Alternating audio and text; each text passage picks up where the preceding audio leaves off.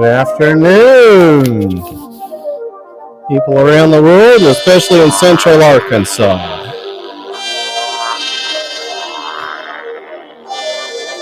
We have a few updates on events happening here. Y'all can like, share, and comment on this. This is just the right angle. Mainly giving some updates on events coming on, a few little comments. I'll chat till about 2 p.m. Make this a nice broadcast. You can share this by clicking. There's a link that you can share this with others. Feel free to comment on my Podbean. I'll also upload this as a audio file to several different places. You can find me at Keep Arkansas Leader on Gab, Parler, Twitter, and MeWe, and Truth Social once I find the password to it, which I've conveniently lost. But anyway, just to get started here, the Pulaski County, what I call them conservative outcasts, are going to meet at the Whole Hog Cafe October 13th. This is the Whole Hog on Cantrell Road, basically downtown Little Rock area. They're going to meet, I believe, food starts at 6, and the meeting is at 7, if I'm not mistaken. This is an organization of people. This is from the Pulaski County Republican Committee that was kicked out of the Republican Party headquarters and the Republican State Convention because we were too conservative, and we were removed by a bunch of political elitist types. The Republican Party establishment here in Arkansas removed us, blocked us from attending a credentials meeting that concerned us regarding the state convention, and then blocked us out of the convention. One of the most, some of the more egregious things they did, they hired 3 police officers at $50 an hour to force, hey Nana, people some of whom are in their 70s, out into the street and have to withstand triple-digit temperatures to keep them from going into a meeting that concerned them. They wouldn't even let us into a building, let alone to a room. Sorry, Nana, if I said wasn't interesting. But what else? Anyway, this group, of course, Whole Hog Cafe has a real excellent barbecue, so you can get in there, get something to eat, listen, learn about what's going on, chat with fellow conservatives. You don't have to be a member of the Republican Pulaski County Republican Committee. If you're just passing through or want to hear about what's going on, come by and visit them. I should be able to attend this event. I'll probably film it as well and then post some footage of that. The last few meetings they have are really beneficial. You learn a lot about what's going on, particularly in central Arkansas. A lot of people that are running for office, especially on local levels, need help. And so it's a great event to go to. Family Council Action Committee has been fighting against the Arkansas Issue 4, which is the so-called recreational marijuana initiative that is going to be on the ballot in November. They had a press conference earlier today where they were joined by Melissa Fultz, who, by the way, was one of, if not the lead person in pushing for medicinal marijuana for the state of Arkansas. But these two, Melissa Fultz and Jerry Cox of Family Council, had a joint press conference where, despite having political differences, they joined together to oppose Issue 4. Issue 4 is going to create so-called recreational marijuana. That's its title, but in reality, it's only going to make more or less of a monopoly to only a handful of organizations that have the license, and it's going to make it a lot harder for some people to get their medicine because it's going to monopolize what already is a complicated medical marijuana issue. So no, you won't be able to just walk down the street, grow your pot in your yard, and go smoke your joints wherever you want to. And a lot of people are being fooled into thinking that. On a similar note, the petition process in order to gather signatures to put something on the ballot has been twisted and corrupted by the state legislature. There were some people. David Couch actually is probably the main instigator of this, but he was pushing for I think for casinos, and they were having people just grab the phone book and forge signatures, which is very illegal. And what they should have done is simply arrested David Couch and some of the other folks that did that stuff. Instead, what they did is they made it an almost impossible process in regards to being able to put items on the ballot. And so because of that, it just became a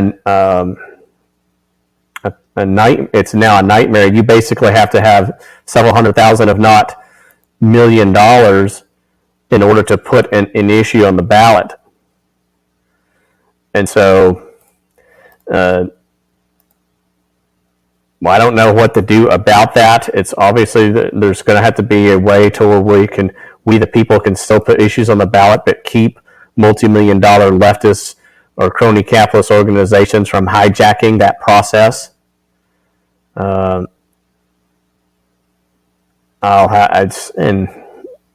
It's all pretty difficult. I'm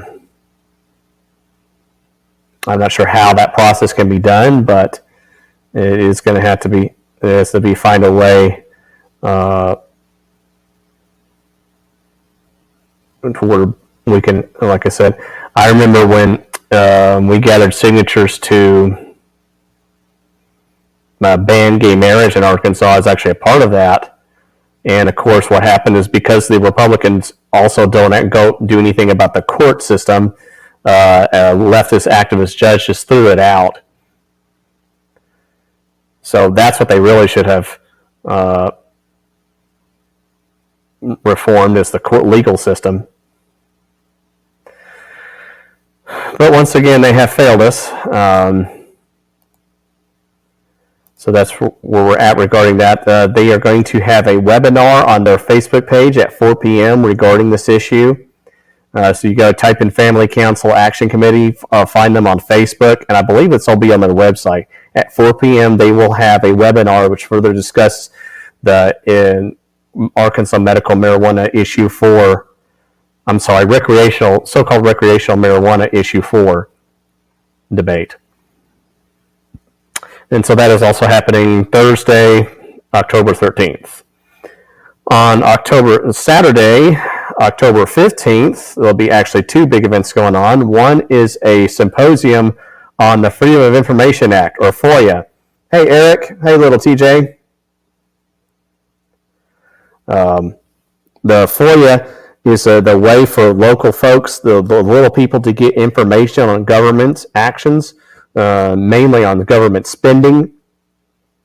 It's a way to get information that the media doesn't really bother to tell people about. For example, one of the people that's going to be speaking later on this event is a guy named Jimmy Cavan, who has uncovered massive amounts of corruption regarding the mayor of Little Rock, who is spending hundreds of thousands of dollars on security and lavish lifestyles, while Little Rock becomes one of the most crime-ridden cities in the nation. And that's not my opinion. That's according to the FBI. The city is falling apart. They've had to cancel one festival called Lit Fest because of, I think a large part is because of corruption, crime. It was supposed to be like a festival kind of like Riverfest. I think it was supposed to. We used to have a festival called Riverfest every year, and I think it's been canceled years ago. And then this Lit Fest was supposed to be, this post-COVID wonderful celebration, and apparently has been canceled. There's been apparently a lot of corruption regarding Lit Fest itself, but the main issue is crime and the problem regarding Little Rock police officers who are being treated unfairly by Mayor Frank Scott Jr. And at the same time, there seems to be a lot of problems with LRPD. As I mentioned earlier, 3 Little Rock police officers were hired to enforce rules by the Republican Party of Arkansas, which, by the way, they're not supposed to do. And I actually was threatened with arrest by one of them twice at an event. So I'm not like always worship the police. There are some bad police officers, but there's a whole lot of problems with Little Rock police. And instead of dealing with the issue, Mayor Frank Scott Jr. wants to go to parties in Memphis and Arthur's Steakhouse and spend hundreds of thousands of dollars and taxpayer funds while the city falls apart. And thanks to FOIAs by Jimmy Cavan, a lot's been exposed. The same Jimmy Cavan also exposed how the superintendent in Cabot is making over $300,000 based upon illegal school board meetings.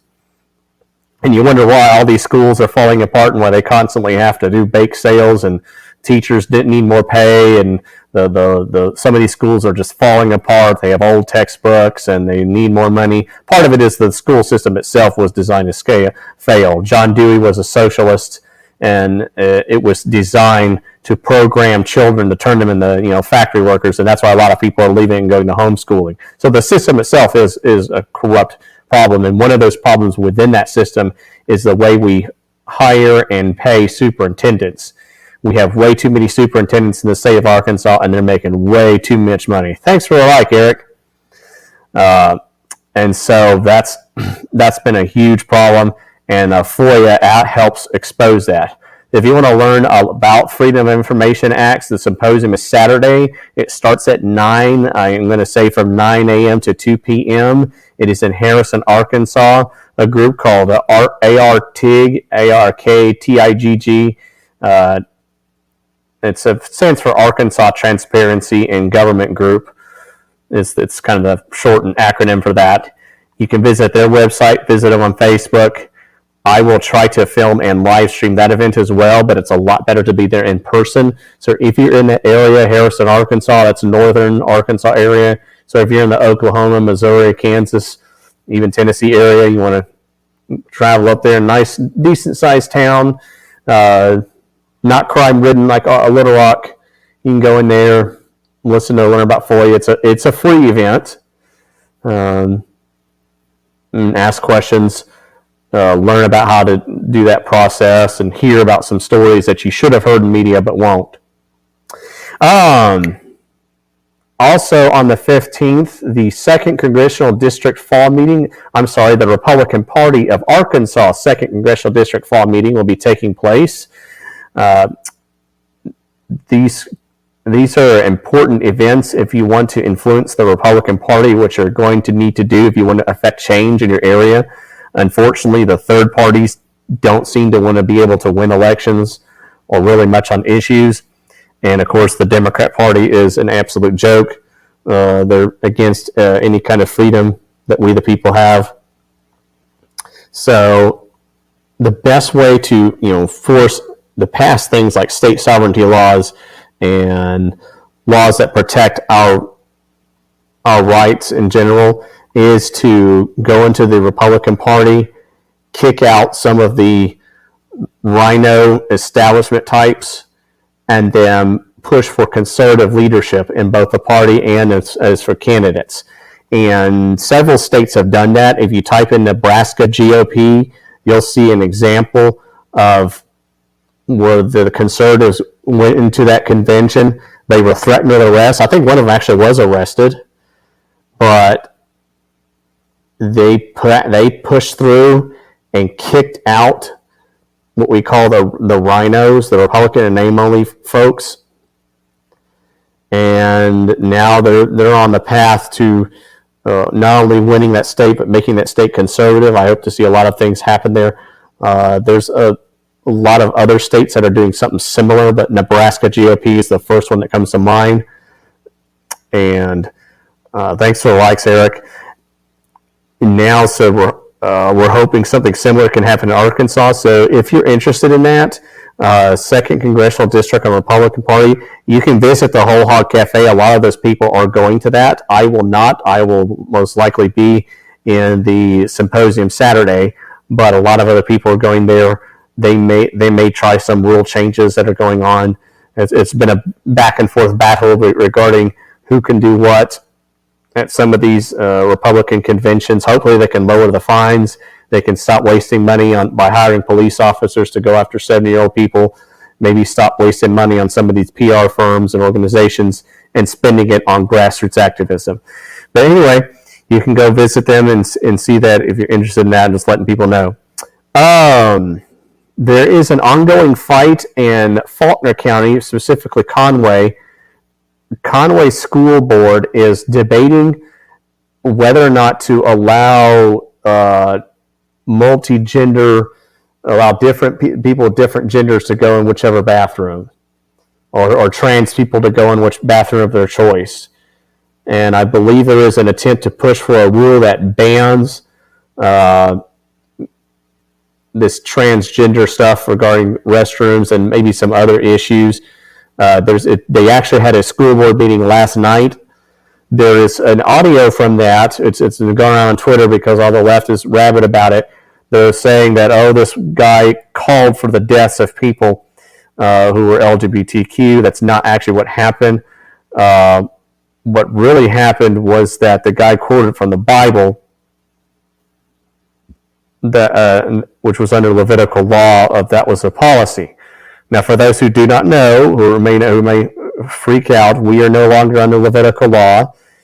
We have a constitution. We have a U.S. Constitution. It does allow for the death penalty, but it's not for deviant sexual acts. We also have, in the Constitution, is the Second Amendment. And I say that the Second Amendment is the greatest amendment in terms of protecting those in the LGBT community as well as minorities in general. Because in places like Iran or some of these, especially Muslim countries, but even the third world in general, if you don't like people because they're gay or any other reason, a mob can just come in, overpower them, and throw them over a rooftop or kill them or execute them. You can do that, but you can't do that here in Arkansas. You can't do that here or at least in most parts of the United States. And it was supposed to be designed so you couldn't do that to any human being. And of course, we've had a lot of debate over the centuries over what can be done with that. There was, of course, the famous Dred Scott case where black people were denied their constitutional rights. They were basically declared property, and because of that, they no longer had their Bill of Rights, including the Second Amendment. And there were actually a few states that actually defied that and found ways to defy that. And of course, eventually, that had to be overturned.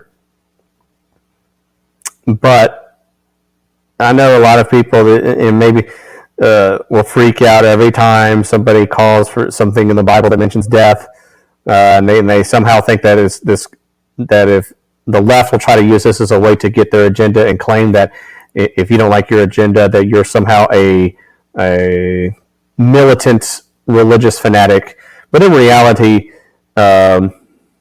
he was quoting, the gentleman who spoke was quoting from the Bible about that issue. I'll actually make a post on here, post a link to that video. There's multiple people that post about this, but overall, hopefully the people of Conway will realize that no, we don't need to be allowing guys to go into the girls' bathroom, especially at schools, and especially when we know that there's been examples of abuse where people have pretended they self-identify as a girl and then gone in and attacked women. So no, when people say that LGBT people deserve death, that's not what he said. He was reading an actual quote from the Bible.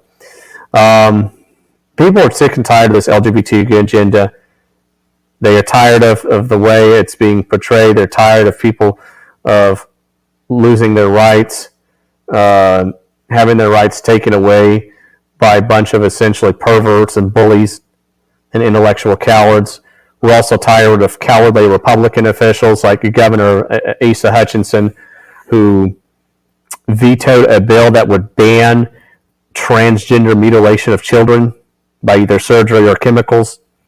It was a bill called the SAFE Act. Conservatives pushed it through the Arkansas legislature. The governor vetoed it. We had to raise political pressure in order to override that veto. And then the Chamber of Commerce, along with the ACLU and other leftist groups, sued and used judicial activism to put a hold on that bill. And because Republicans are once again cowards on using the power of the purse to control the courts, the left got their way again, despite an overwhelming majority of people opposed to this type of behavior. But I do want to say that the Republican Party of Faulkner County has been part of the effort to fight against this LGBTQ agenda. I wish other committees would do a much greater job of this type of grassroots activism. They had a message yesterday to show up at this meeting. Of course, there's other organizations that are fighting this, but I'm glad to see the Faulkner County Republican Party being part of the effort to push against this stuff. You can check them out to see when they're going to have the next school board meeting, when they're going to talk about what else is going to happen regarding that issue. Or if you want to get involved in that, you can contact them. There are other organizations like Family Council has been fighting against some of this.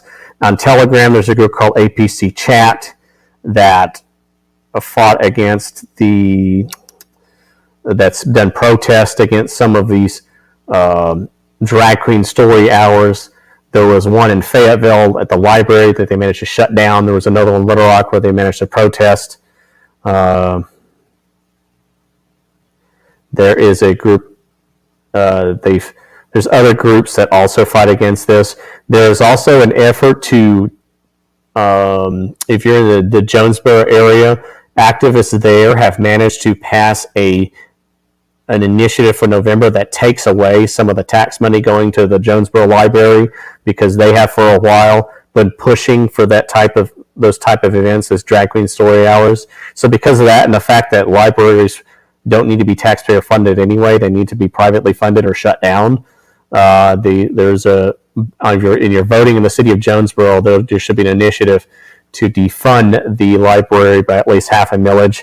I really want to see more into that group and perhaps copy that for other places, because we definitely could use some tax cuts. But we also notice how they schedule it for November, because unlike these special election tax increases, they want the will of the people to win out.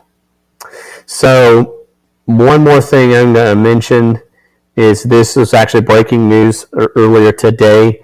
Apparently, a Pfizer executive lied before European Parliament about how their testing dealt with regarding COVID. If you type in Pfizer executive lied on today, I believe it was they said European Parliament, and it was I think a Dutch politician who states how this